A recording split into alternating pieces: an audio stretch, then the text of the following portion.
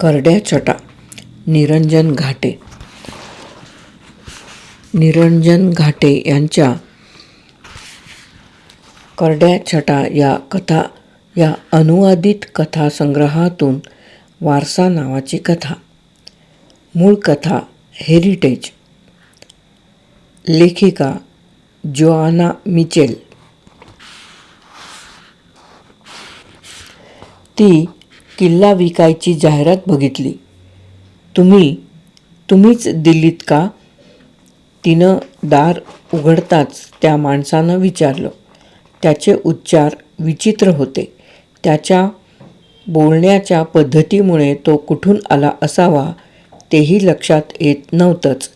पण मुख्य म्हणजे तो काय बोलतोय हे कळायलाही त्रास होत होता. तो उंच होता. त्यानं अंगाभोवती शालीसारखं एक झगमगतं वस्त्र गुंडाळलेलं होतं. त्याच्या पिंगट डोळ्यात मार्दव होतं. तिनं मान डोलावली. तिचे कुरळे केस त्याबरोबर सैरभैर झाले. बटा कपाळावर ओघळल्या. होय, मीच फिओना मॅकडोनाल्ड. आपण मिस्टर मर्डॉक असणार. आपलीच वाट पाहत होते. या ना, आत या. तिच्या मागोमाग मर्डॉक आत आले. त्या धाब्याच्या घरातल्या अंतर्भागात ते कुतूहलानं निरीक्षण करीत होते. एके ठिकाणी शेकोटी धगधगत होती. तिथं 2 आरामखुर्च्या आणि चहाची तयारी मांडली होती. मी चहाच पीत होते. आपण घ्याल? हो, थँक्यू. मर्डॉकने धुराचा वास घेतला. आरामखुर्चीवरचं कापड चाचपून बघितलं.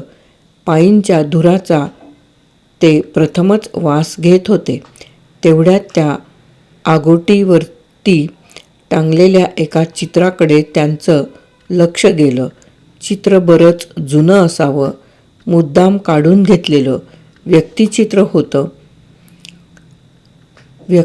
होतं ते. किल्ट घातलेला एक माणूस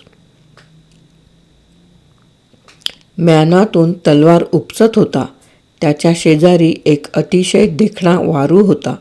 काळा, तुकतुकीत. सुंदर, फारच सुंदर. मिस्टर मर्डॉक म्हणाले. साखर किती? एका सुंदर आणि नाजूक कपात चहा ओतत तिनं विचारलं. मला कल्पना नाही. यापूर्वी मी कधीच चहा प्यायलेलो नाही. ओशाळून ते म्हणाले. मी पृथ्वीवर प्रथमच येतोय. हो, मी ते विसरलेच.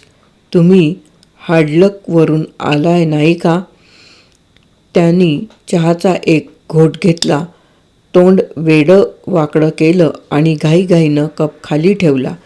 आमचा ग्रह पृथ्वीपासून 100 प्रकाशवर्षे दूर आहे खरा, पण नव्या यानामुळं आता या प्रवासाला जेमतेम 6 महिने लागतात. मी हार्डलकबद्दल बरंच काही ऐकलंय. खरं तर पृथ्वीवरील सर्वांनीच हार्डलकबद्दल ऐकलेलं होतं. सुरुवातीला या ग्रहावर वस्ती करण्यासारखा गाढवपणा नाही असं म्हटलं जायचं. तिथलं जीवन फारच खडतर होतं. नंतर एका अद्भुत जवाहिराचा, एमरितचा शोध लागला. ते लाख कसलं कोटी मोलाचं रत्न अवघ्या आकाशगंगेत फक्त याच ग्रहावर सापडत होतं. आता 50 आकाशगंगेय वर्षांनंतर हार्डलक आकाशगंगेतला सर्वात श्रीमंत ग्रह बनला होता. या ग्रहानं आपलं मूळ नाव सोडून लोकांनी तुच्छतेनं ठेवलेलं हार्डलक हेच नाव स्वीकारलेलं होतं. ते पेंटिंग तुम्हाला आवडलेलं दिसतंय? फिओनानं विचारलं. मर्डॉक एकदम दचकले. आपले विचार या बाईनं ओळखल्यामुळे थोडे ओशाळले. हो, फारच सुंदर. तुमचे पूर्वज वाटतात. हो, माझे खापर पणजे असावेत. गेली काही शतकं ते चित्र आमच्या घरात आहे. फार शूर होते. पहिल्या चार्ल्ससाठी लढताना पडले.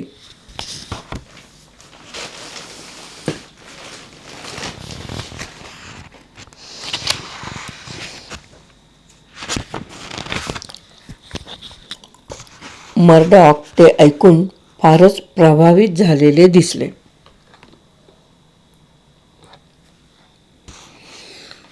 केवढा इतिहास या वास्तूस आहे. किती पराक्रमी लोक तिथं वास्तव्यास होते. मर्डॉक थबकले. पुन्हा त्या चित्राकडे एकटक बघू लागले. तेवढ्यात फियोनानं चहा संपवला. ती उभी राहिली. मिस्टर मर्डॉक, आता किल्ला पाहायचाय का? नंतर, म्हणजे तुम्हाला विश्रांती घ्यायची असेल तर. किल्ला टेकडीवर होता. त्या किल्ल्यातून खूप दूरवरच्या भूप्रदेशावर लक्ष ठेवणं शक्य होतं. एका बाजूस उभा कडा होता. त्या खालून कड्याला चाटून नदीचा खळाळता प्रवाह होता. वाह, काय सुंदर! धापा टाकत मर्डॉक म्हणाला. फियोनाला सवय होती, पण पहिल्यांदाच येणाऱ्या व्यक्तीची दमछाक होणं अगदी साहजिक होतं. या किल्ल्यातून या सर्व खोऱ्यावर नियंत्रण ठेवता येतं. हा किल्ला माझ्या पूर्वजांनी सर्वप्रथम 1570 बांधला. तेव्हापासून आम्ही इथं राहत आलो. या भागातल्या लोकांचे पालकत्व आम्ही स्वीकारले, अभिमानाने तिने सांगितलं. आणि आता ती जबाबदारी तुमच्यावर एकटीवर येऊन पडली आहे. मिस्टर मर्डॉकने येण्यापूर्वी माहिती मिळवली होती तर? हो, माझा भाऊ 14 वर्षाचा असताना वारला. मीही लग्नाच्या फंदात पडले नाही. आणि आता फार उशीर झालाय, नाही का? ती मंदस्मित करीत म्हणाली. ते किल्ल्याच्या मुख्य दरवाजातून आत शिरले. भिंतीच्या शेवाळ वाढलेल्या दगडांवरून हात फिरवत मर्डॉक भक्तिभावानं म्हणाला, इतिहास घडताना बघितला या दगडांनी.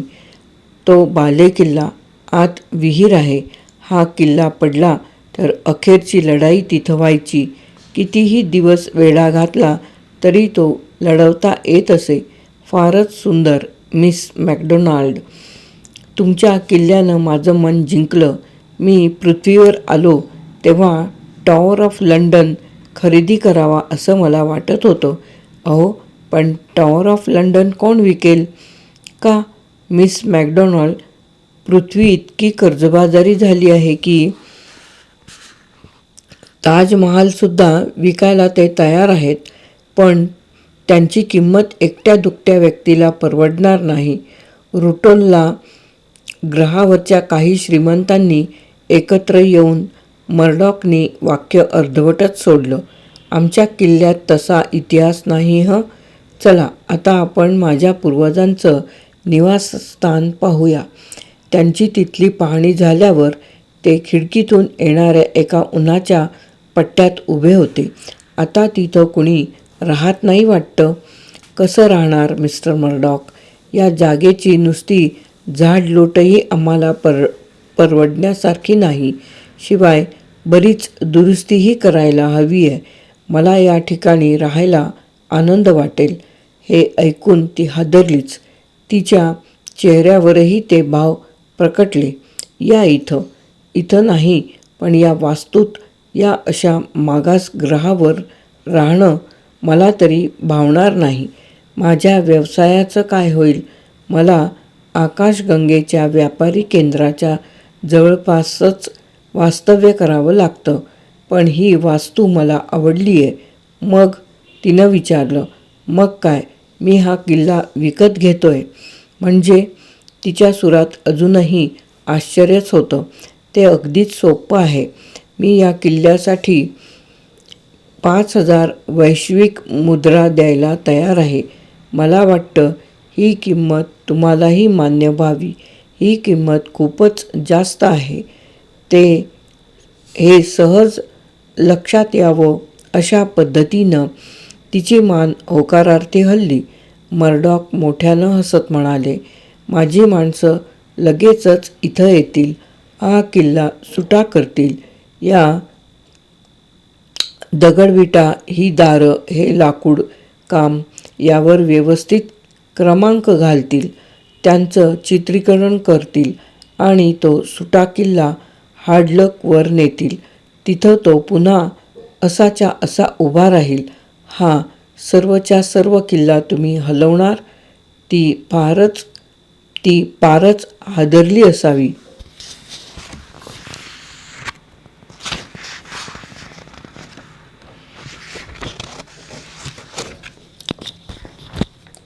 प्रश्नच नाही मिस मॅकडोनाल्ड. हे तुम्हाला पटणार नाही. तुमचे पूर्वज ज्या वास्तूत वावरले ती वास्तू तुमच्या नजरेसमोरून नाहीशी झालेली तुम्हाला मानवणारही नाही. त्यामुळे तुम्हाला निर्णय घेणं अवघड झालंय हे मला कळतंय. पण मी तुम्हाला एक सांगतो की या किल्ल्याचं मी प्राणपणानं जतन करीन. माझे पूर्वजही याच भागातले.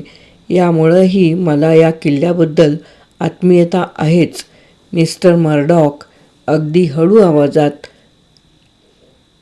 खाली मान घालून बोलत होते. फियोनाच्या भावनांची बूज राखायचा त्यांचा प्रयत्न तिच्या लक्षात आल्यावाचून राहिला नाही.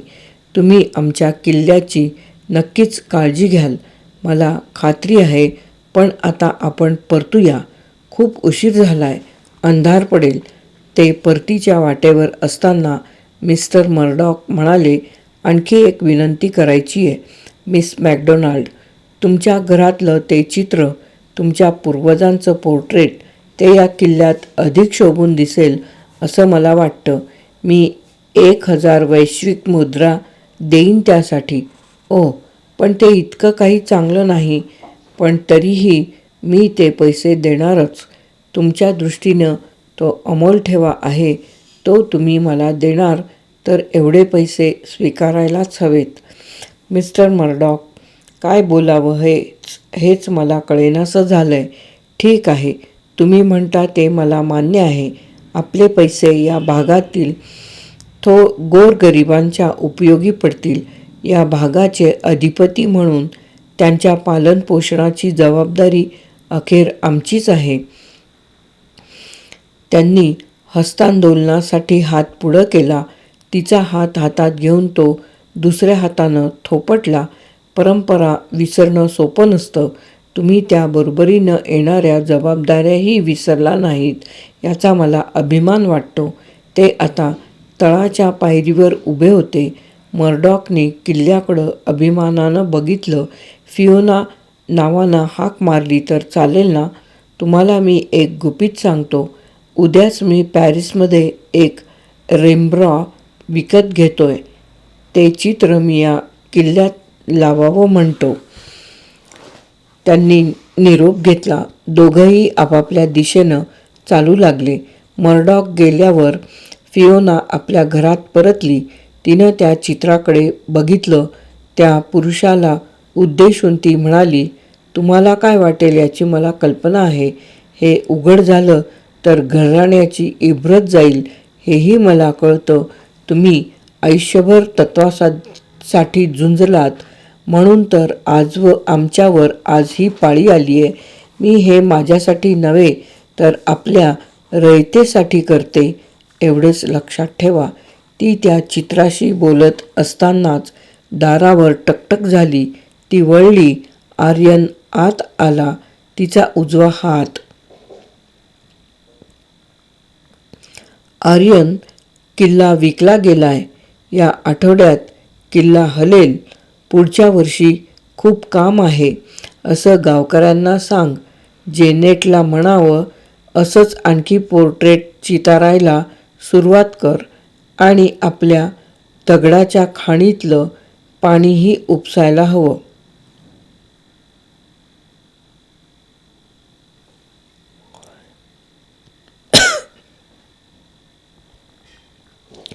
मादाम, ही खुशखबरी ऐकून आनंद झाला. आता नव्या किल्ल्यात आपण एक चर्च बांधूया.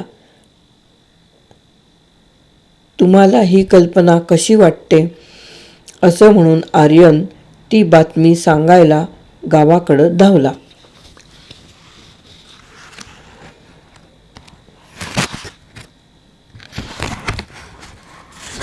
वारसा नावाची कथा येथे समाप्त. करड्या छटा निरंजन घाटे.